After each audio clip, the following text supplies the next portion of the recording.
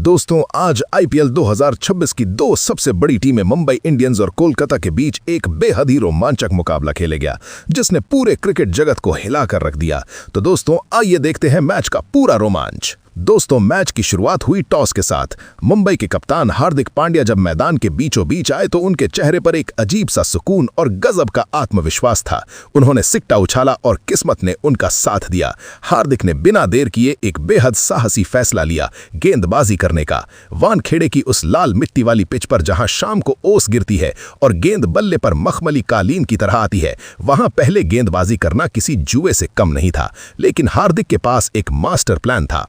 उधर केकेआर के खेमे में हलचल मची थी। उनके सलामी बल्लेबाज फिन एलन और टीम सीफर्ट अपनी किट पहनकर तैयार थे।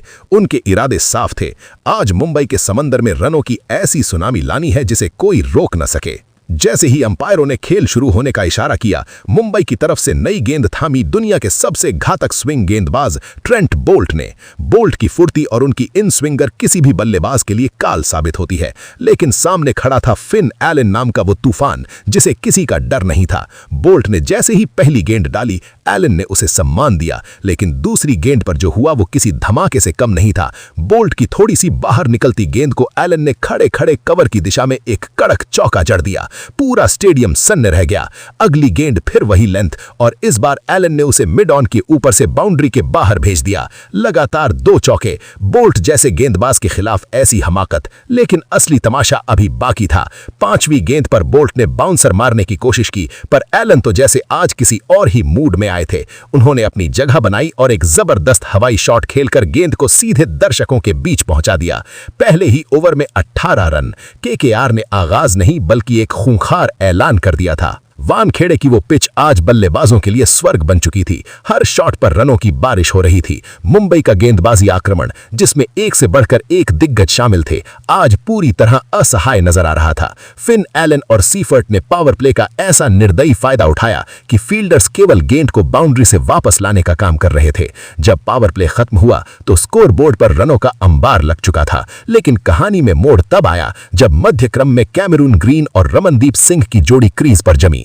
मुंबई ने अपने स्पिन विभाग को मोर्चे पर लगाया। मयंक मार्कंडे और मिचेल साटनर जैसे चतुर गेंदबाज, सबको लगा कि अब रन गति पर लगाम लगेगी, लेकिन कैमरून ग्रीन के इरादे कुछ और ही थे। ग्रीन ने अपनी लंबी भुजाओं का इस्तेमाल करते हुए साटनर की गेंदों को खिलौना बना दिया। जब मार्कंडे ने उन्हें अपनी गुगली से फंसाने की कोशिश की तो ग्रीन ने घुटने टेक कर एक ऐसा स्वीप शॉट मारा कि गेंद सीधे स्टेडियम की छत से टकराते टकराते बची। ग्रीन आज किसी और ही ग्रह के बल्लेबाज लग रहे थे। उनकी जादुई टाइमिंग और प्रचंड शक्ति का ऐसा मेल देखने को मिला कि देखते ही देखते उन्होंने मात्र 24 गेंदों पर अपना प्रलयकारी अर्धशतक पूरा कर लिया।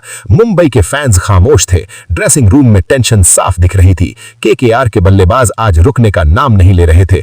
ऐसा लग रहा था जैसे रनों की एक ऐसी सुनामी आ गई है जो मुंबई के हर प्लान को बहा ले जाएगी। मैच अब अपने उस निर्णायक मोड़ पर पहुंच चुका था जहां हर एक गेंद एक नया रोमांच पैदा कर रही थी। लेकिन दोस्तों, असली तबाही तो अभी आनी बाकी थी। पारी का अंतिम हिस्सा शुरू होने वाला था और मुंबई ने अपना सबसे बड़ा ब्रह्मास्त्र निकाला। जसप्रीत बुमराह, दुनिया का नंबर 1 यॉर्कर स्पेशलिस्ट। बुमराह जब अपना अंतिम स्पेल डालने आए तो सामने खड़ा था अलीगढ़ का शेर रिंकू सिंह। ये वो मुकाबला था जिसका इंतजार पूरी दुनिया कर रही थी। बेस्ट गेंदबाज वर्सेस बेस्ट फिनिशर। बुमराह ने अपना रनअप शुरू किया। उनके चेहरे पर वही पुरानी एकाग्रता थी। उन्होंने 145 प्लस की रफ्तार से एक ऐसी सटीक यॉर्कर डाली जो सीधा पैरों की उंगलियों को निशाना बना रही थी। लेकिन रिंकू सिंह आज शायद मौत के खौफ से ऊपर उठ चुके थे। रिंकू ने अपनी जादुई टाइमिंग का इस्तेमाल किया, थोड़ा सा पीछे हटे और बुमराह की उस यॉर्कर को फ्लिक करते हुए डीप मिड विकेट के ऊपर से एक भीमकाय छक्का जड़ दिया। बुमराह हैरान थे, रोहित शर्मा हैरान थे। अगली गेंद बुमराह ने फिर वही कोशिश की। इस बार गेंद और भी तेज थी, लेकिन रिंकू का फौलादी जिगर और उनकी बाजुओं की ताकत आज कुछ अलग ही स्तर पर थी। उन्होंने फिर से वही शॉट दोहराया और एक और आसमानी छक्का। पूरे वानखेड़े में एक पल के लिए ऐसा सन्नाटा छा गया जैसे किसी ने कोई चमत्कार देख लिया हो। बुमराह जैसे गेंदबाज के खिलाफ लगातार 2 छक्के मारना किसी सपने जैसा था। रिंकू सिंह के इन हैरत अंगेज प्रहारों की बदौलत केकेआर ने 20 ओवरों के बाद स्कोरबोर्ड पर 218 रनों का एक विशालकाय हिमालय जैसा पहाड़ खड़ा कर दिया। अब मुंबई इंडियंस के सामने 219 रनों का ऐसा लक्ष्य था जो किसी भी टीम के लिए एक भयावह सपना हो सकता था। वानखेड़े की स्टैंड्स में बैठे हजारों मुंबई फैंस के चेहरों पर मायूसी और हताशा की लकीरें साफ दिख रही थीं। हर कोई सोच रहा था कि क्या मुंबई इस एवरेस्ट को फतेह कर पाएगी। हार का साया ड्रेसिंग रूम पर मंडरा रहा था, लेकिन तभी मैदान पर दो ऐसी शख्सियतें उतरीं जिन्हें दुनिया विध्वंसक के नाम से जानती है, स्वयं हिटमैन रोहित शर्मा और दक्षिण अफ्रीकी दिग्गज Quinton de Kock. Rohit Sharma जब क्रीज पर पहुंचे तो उनके चलने के अंदाज में ही एक संदेश था।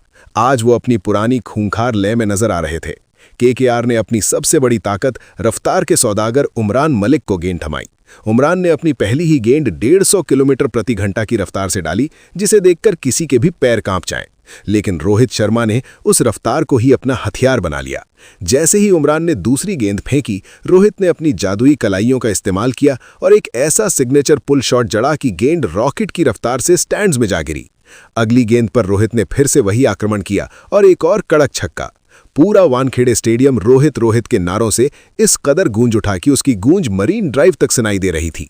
हिटमैन ने साफ कर दिया था कि आज वो केकेआर के गेंदबाजों की बखियां उधेड़ने के मूड में है। दूसरी तरफ से क्विंटन डी कॉक ने भी अपनी बल्लेबाजी की क्लास और नजाकत का ऐसा बेजोड़ प्रदर्शन शुरू किया कि केकेआर के कप्तान अजिंक्य रहाणे के माथे पर पसीना आने लगा। डी कॉक ने पावर प्ले की पाबंदियों का ऐसा फायदा उठाया कि मैदान का कोई कोना खाली नहीं बचा जहां उन्होंने चौका न मारा हो। इन दोनों दिग्गजों ने मिलकर शुरुआती 6 ओवरों में कोलकाता के गेंदबाजी आक्रमण को तहस नहस कर दिया। स्कोरबोर्ड पर 72 रन बिना किसी नुकसान के। मुंबई के फैंस अब झूम रहे थे, जश्न शुरू हो चुका था। लेकिन क्रिकेट की अनिश्चितता अभी अपना रंग दिखाने वाली थी। जब ये साझेदारी केकेआर के लिए काल बनती जा रही थी, तभी रहाणे ने अपना सबसे बड़ा जुआ खेला। उन्होंने गेंद थमाई अपने सबसे अनुभवी और रहस्यमयी स्पिनर सुनील नारेन को। नारेन ने आते ही अपनी उंगलियों का जादू दिखाना शुरू किया। उनकी एक गेंद जो तेजी से अंदर की तरफ टर्न हुई, उसे क्विंटन डी कॉक पढ़ नहीं पाए। बल्ला और पैड के बीच से गेंद निकलकर सीधे स्टंप से टकरा गई। डी कॉक 42 रन बनाकर आउट हो गए। केकेआर को वो पहली सफलता मिल गई जिसकी उन्हें सख्त जरूरत थी। लेकिन दोस्तों, ये तो बस तूफान से पहले की शांति थी। डी कॉक के आउट होने के बाद वानखेड़े की उन ऐतिहासिक सीढ़ियों से उतरा वो शख्स जिसे दुनिया मिस्टर 360 कहती है, सूर्य कुमार यादव। सूर्या ने जैसे ही मैदान पर कदम रखा, शोर इतना बढ़ गया कि कानों के पर्दे फटने लगे। सूर्या ने पहली ही गेंद से वो करना शुरू किया जिसके लिए वो जाने जाते हैं, अकल्पनीय शॉट्स। उन्होंने वरुण चक्रवर्ती की रहस्यमयी फिरकी को एक गली मोहल्ले की स्पिन जैसा बना दिया। सूर्या मैदान के उन कोनों में शॉट खेल रहे थे जो केवल वीडियो गेम्स में ही संभव लगते हैं। सूर्या और रोहित के बीच देखते ही देखते 80 रनों की तूफानी साझेदारी हो गई। केकेआर का खेमा अब पूरी तरह टूट चुका था। लेकिन तभी वरुण चक्रवर्ती ने अपनी एक जादुई गुगली पर रोहित शर्मा को चकमा दे दिया। रोहित 78 रनों की एक महान और कप्तानी पारी खेलकर पवेलियन लौट गए। ये मुंबई के लिए सबसे बड़ा झटका था। मैच फिर से फंस गया था। युवा तिलक वर्मा आए, उन्होंने सूर्या का साथ दिया, लेकिन रन गति धीरे धीरे कम होने लगी। जब अंतिम 4 ओवर बचे थे तो मुंबई को जीत के लिए 62 रनों की जरूरत थी। ये किसी भी लिहाज से असंभव लग रहा था। इसी बीच 17वें ओवर में सूर्या भी अपना आपा खो गए थे और एक गलत शॉट खेलकर आउट हो गए। पूरा स्टेडियम खामोश हो गया। सबको लगा कि अब मुंबई का सफर खत्म हो गया। लेकिन कहानी में अभी सबसे बड़ा क्लाइमैक्स बाकी था। अब क्रीज पर थे कप्तान हार्दिक पांड्या। हार्दिक के कंधों पर करोड़ों फैंस की उम्मीदें थीं। उन्होंने आते ही 18वें ओवर में कार्तिक त्यागी के खिलाफ अपनी बाजुओं की प्रचंड शक्ति दिखाई और लगातार 3 छक्के जड़कर मैच में दोबारा जान फूंक दी। अब समीकरण अंतिम ओवर तक पहुंच गया था। 6 गेंदें और 21 रन। केकेआर की तरफ से गेंदबाजी करने आए डेथ ओवरों के बादशाह आंद्रे रसल। पहली गेंद रसल ने डाली और हार्दिक ने उसे 105 मीटर दूर स्टैंड्स की अंतिम पंक्ति में पहुंचा दिया, छक्का। अगली गेंद वाइड रही, फिर हार्दिक ने 2 रन लिए। अब 4 गेंदों पर 12 रन चाहिए थे। तीसरी गेंद पर रसल ने शानदार यॉर्कर डाली और हार्दिक केवल 1 रन ले सके। अब स्ट्राइक पर थे शार्दुल ठाकुर। 3 गेंदें और 11 रन। चौथी गेंद पर शार्दुल ने अपनी पूरी ताकत झोंकी और मिड विकेट पर एक कड़क चौका जड़ दिया। अब सांसें थम चुकी थीं। 2 गेंदें और 7 रन। 5वीं गेंद पर शार्दुल ने चतुराई से 1 रन लिया और स्ट्राइक हार्दिक को दे दी। अंतिम गेंद जीत के लिए 6 रन। पूरा वानखेड़े अपनी सीटों पर खड़ा था। रसल ने अपनी पूरी जान लगाकर एक यॉर्कर फेंकने की कोशिश की, लेकिन हार्दिक पांड्या आज इतिहास लिखने आए थे। उन्होंने क्रीज में पीछे हटकर जगह बनाई और एक ऐसा ट्रेडमार्क हेलीकॉप्टर शॉट मारा कि गेंद सीधे स्टैंड्स की तीसरी मंजिल पर जा गिरी। मुंबई इंडियंस ने अंतिम गेंद पर छक्का मारकर यह नामुमकिन मुकाबला जीत लिया। वानखेड़े की वो रात हमेशा हार्दिक पांड्या की उस बहादुरी और रोहित के उस हिटमैन अवतार के लिए याद रखी जाएगी। मुंबई ने दिखा दिया था कि इस पलटन को कभी भी हल्के में लेना सबसे बड़ी भूल हो सकती है। दोस्तों, ये मैच नहीं बल्कि एक जज्बात था, एक ऐसी कहानी थी जो हमें सिखाती है कि जब तक आखिरी गेंद न फिक जाए तब तक हार नहीं माननी चाहिए। मुंबई इंडियंस का ये विजय रथ अब आईपीएल 2026 में सबसे ऊपर है। क्या आपको लगता है कि इस सीजन में मुंबई को कोई रोक पाएगा? अपनी राय कमेंट्स में जरूर दें। क्या आप चाहते हैं कि मैं इस ऐतिहासिक मैच के टर्निंग पॉइंट्स का एक विस्तृत विश्लेषण करूं, या आप मुंबई इंडियंस के अगले बड़े मुकाबले की संभावनाओं के बारे में जानना चाहेंगे?